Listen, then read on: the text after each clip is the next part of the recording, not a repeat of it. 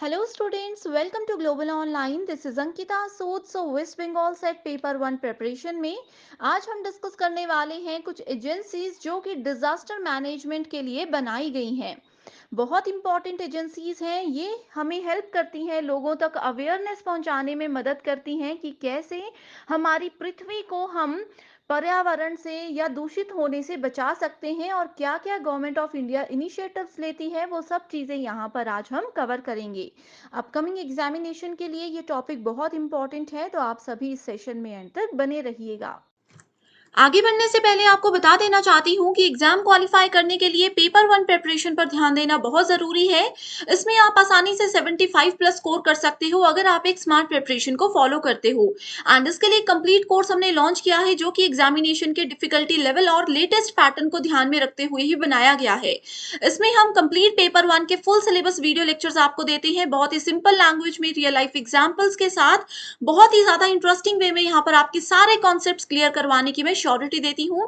साथ ही full syllabus notes आपको PDF format में मिलेंगे जिसको आसानी से अपने मोबाइल फोन में भी डाउनलोड करके आप पढ़ सकते हो। फुल सिलेबस मॉक टेस्ट में आपको 60 से भी ज्यादा मॉक टेस्ट मिलेंगे दोनों लैंग्वेजेस में, एंड इसमें से as it is questions exam में आते हैं। एंड ये मॉक टेस्ट अगर आप लोग अटेम्प्ट कर लेते हो तो डेफिनेटली आप लोग एग्जामिनेशन में अच्छा स्कोर कर सकते हो। एंड साथ ही 2000 प्लस एमसीक्यू क्वेश्चन बैंक में आपको मिलते हैं previous year questions, most repeated questions and most expected questions. तो हर एक क्वेश्चन के सॉल्यूशन के साथ आपको डिटेल में एक्सप्लेनेशन भी दी जाएगी ताकि रिवीजन के दौरान भी आपके सारे कॉन्सेप्ट्स क्लियर हो जाएं। ये सभी क्वेश्चंस रिवीजन में आपको बहुत हेल्प करते हैं। सो गिवन व्हाट्सएप नंबर्स पर कांटेक्ट करके आज ही इस कोर्स को ज्वाइन कर लीजिए। इसके लिए आपको सिर्फ एक ही बार फीस देनी है, 2000 रुपए। एग्जाम तक ये फीस वैलिड रहेगी, ये कोर्स वैलिड रहेगा। एंड इसके फ्री वीडियोस के एक्सेस के लिए ग्लोबल ऑनलाइन ऐप को जरूर डाउनलोड कीजिए। स्टोर सेक्शन पर जाकर सर्च बार में आपको कोर्स का नाम लिखना है। कोर्स के ओवरव्यू के बाद कंटेंट पर क्लिक करते ही आप यहाँ पर देख सकते हो सिलेबस मिल जाएगा, सेपरेटली मेरे फोल्डर्स मिल जाएंगे एंड यहाँ पर यूनिट वाइज फोल्डर्स हैं जहां पर आपको theory lectures, MCQ lectures, mock test और नोट्स भी मिल जाते हैं। ये एग्जाम ओरिएंटेड कोर्स है। डेफिनेटली 6 महीने के अंदर अंदर आपको एग्जाम को क्वालिफाई करने में यही कोर्स मदद करेगा। सो गिवन नंबर्स पर कांटेक्ट करके आप इस कोर्स की पूरी जानकारी जरूर ले सकते हो। सबसे पहले मैं आपको प्रीवियस लेक्चर के बेस पे एक होमवर्क क्वेश्चन लेकर आई हूँ जिसकी सबसे ज्यादा स्टूडेंट्स ने डिमांड की थी। ये क्वेश्चन है, which of the following is not a natural hazard. हमने नेचुरल डिजास्टर और नेचुरल हजार्ड के बारे में पढ़ा था, प्राकृतिक आपदा के बारे में पढ़ा था। तो इनमें से कौन सा प्राकृतिक आपदा नहीं है? तो आंसर मुझे कमेंट करके बताइएगा। इसी के साथ सबसे पहली अथॉरिटी है एनडीएमए। एनडीएमए की फुल फॉर्म आपको पता होनी चाहिए। इसका मतलब होता है नेशनल डिजास्टर मैनेजमेंट अथॉरिटी, यानी कि नेशनल लेवल पर कोई बड़ा डिजास्टर अगर हो जाता है तो उसको मैनेज करना, वहां पर लोगों की मदद करना और इन सब चीजों के लिए ये रिस्पॉन्सिबल होते हैं। इसके अलावा अगर यहाँ पर आप देखोगे, ये क्या है? ये एक स्टैट्यूटरी बॉडी है for disaster management in India. ठीक है, ये क्या है? आपदा प्रबंधन के लिए सब सर्वोच्च वैधानिक निकाय है। अब यहाँ पर बच्चों को नहीं पता होगा कि वैधानिक निकाय यानी कि स्टैट्यूटरी बॉडीज क्या होती हैं। अब देखो, आप लोगों को अपने कॉन्स्टिट्यूट के बारे में तो पता है, कॉन्स्टिट्यूशन के बारे में तो पता है। जो संविधान होता है हमारा, हमारे संविधान में कुछ आर्टिकल्स होते हैं, है ना? तो आर्टिकल्स अगर होंगे तो वो होता है कॉन्स्टिट्यूशनल बॉडी।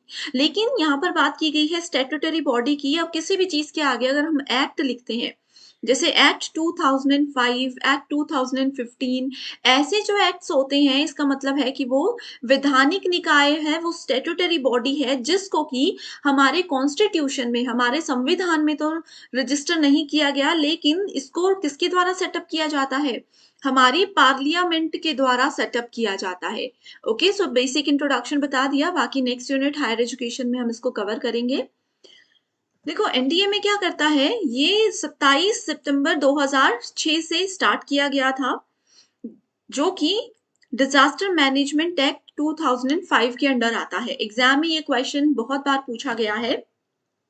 अभी देखो, यहाँ पर एक्ट लिखा है, इसका मतलब है कि ये स्टैट्यूटरी बॉडी है, तो ये चीजें जुड़ी हुई होती हैं। अब एक्ट और स्टैट्यूटरी बॉडी का मतलब ये हमारे पार्लियामेंट के अंडर इस एक्ट को बनाया गया है। ठीक है। एंड जो एनडीएमए है इसके चेयरमैन कौन है, चेयरपर्सन कौन है, ये भी आता है। सो हमारे देश के जो प्रधानमंत्री हैं वो इसके चेयरमैन हैं, अगर प्रधानमंत्री बदल दिए जाते हैं सो चेयरपर्सन भी नए प्रधानमंत्री ही होंगे। ठीक है, और इसमें मेंबर्स कौन होते हैं, 9 मेंबर्स और होते हैं। एक तो इसमें चेयरपर्सन है, इसके अलावा 9 अदर मेंबर्स होते हैं। वो मेंबर्स कौन से होते हैं, जिसमें से एक वाइस चेयरपर्सन होते हैं।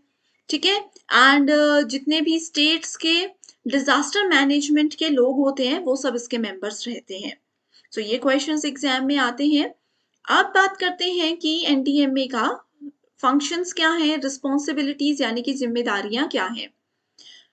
अब देखो, कहीं पर भी अगर हमारे पूरे देश में कोई आपदा आ रही है तो उस आपदा से बचने के लिए क्या प्लान होना चाहिए, उस आपदा के लिए एनडीआरएफ की टीम को भेजना है या फिर कैसे काम किया जाएगा, ये सब चीजें एनडीएमए ही क्या करती है, इसकी योजना बनाती है और इसकी मंजूरी देती है। आपदा प्रबंधन जरूरी नहीं है कि आपदा होने के बाद ही यहाँ पर कुछ डिसीजन लिए जाएं। आपदा होने से पहले भी यहाँ पर कुछ डिसीजन लिए जाते हैं, कुछ नीतियां, कुछ पॉलिसीज बनाई जाती हैं कि अगर इन केस इमीडिएटली बाढ़ आ जाए तो कैसे हम उस आपदा से बचेंगे, या फिर सूखा पड़ जाए तो कैसे उस आपदा से बचेंगे। तो ये सब चीजें, रूल्स बनाना, उसको इम्प्लीमेंट करना, उसको इस्तेमाल करना एनडीएमए की रिस्पॉन्सिबिलिटीज होती हैं।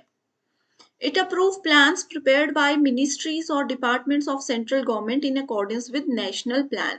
So राष्ट्रीय योजना के अनुसार क्या करता है, ये जितने भी केंद्र सरकार है या फिर जितने भी मंत्रालय हैं उन सब की मंजूरी के बाद ही ये प्लान्स को किया जाता है एक्टिव।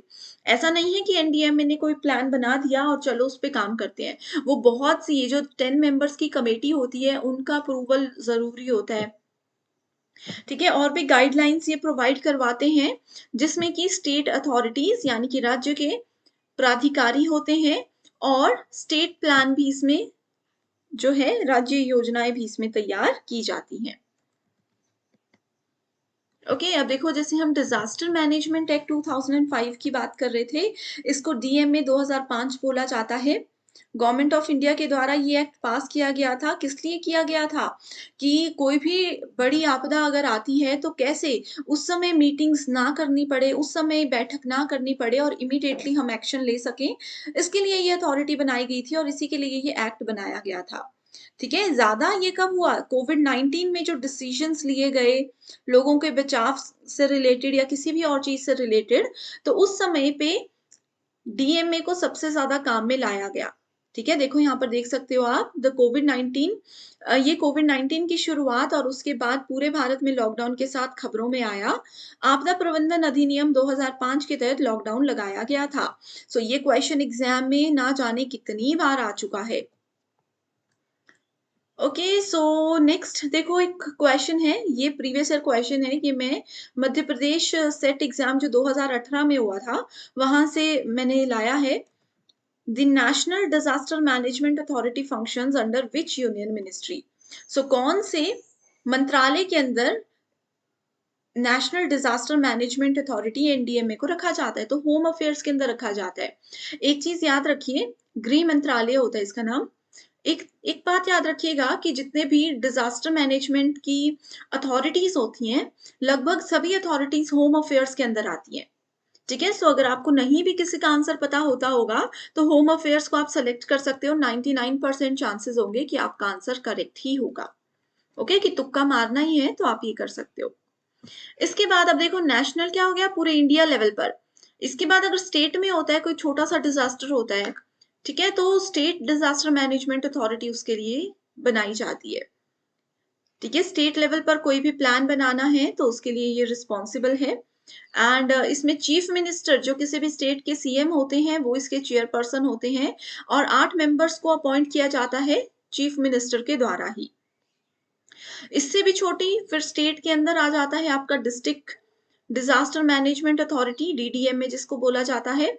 जो भी उस डिस्ट्रिक्ट के डीसी हैं, डिस्ट्रिक्ट कलेक्टर हैं, वो उसके चेयरपर्सन होंगे और मेंबर्स इसमें होंगे। ठीक है, बाकी इसमें मेंबर्स ऐड किए जाते हैं। नेक्स्ट अथॉरिटी है the inter ministerial national executive committee. Simple इसको याद रखिए, NEC, national executive committee. Okay, यहाँ पर देख सकते हो राष्ट्रीय कार्यकारी समिति। अब ये भी disaster management division of home affairs के अंदर आता है। देखो, होम अफेयर्स के अंदर आता है ये भी, ठीक है।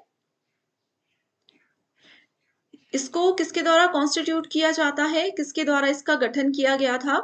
Vice chairman, NITI Aayog to oversee the programmes. NITI Aayog के बारे में हम डिटेल में आगे पढ़ेंगे नेक्स्ट यूनिट में, ठीक है। इसमें बहुत सारे मिनिस्ट्रियल कोऑर्डिनेशंस होते हैं, उनको मॉनिटर करने के लिए, ये देखो, निगरानी और प्रदर्शन करने के लिए, मूल्यांकन करने के लिए लोग होते हैं, प्रशासनिक मुद्दों को संबोधित करने आदि के लिए, देखरेख के लिए नीति आयोग को इसमें रखा गया है।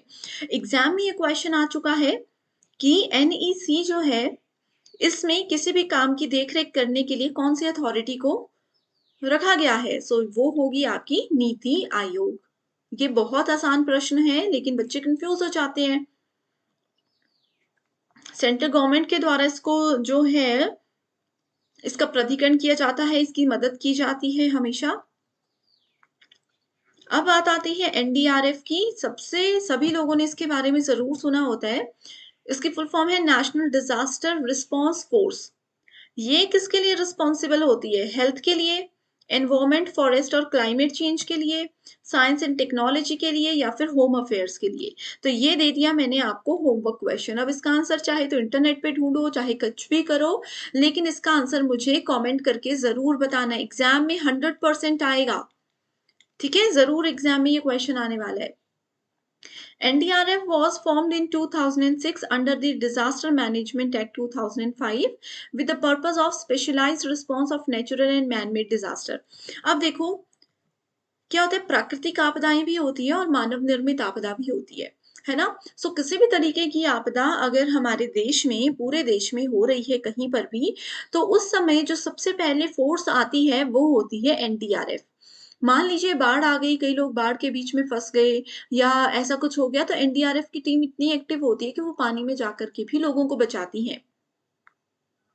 अब NDRF का पहला मिशन कौन सा था? कोसी फ्लड जो कि 2008 में हुआ था, वो NDRF का सबसे पहला मिशन था।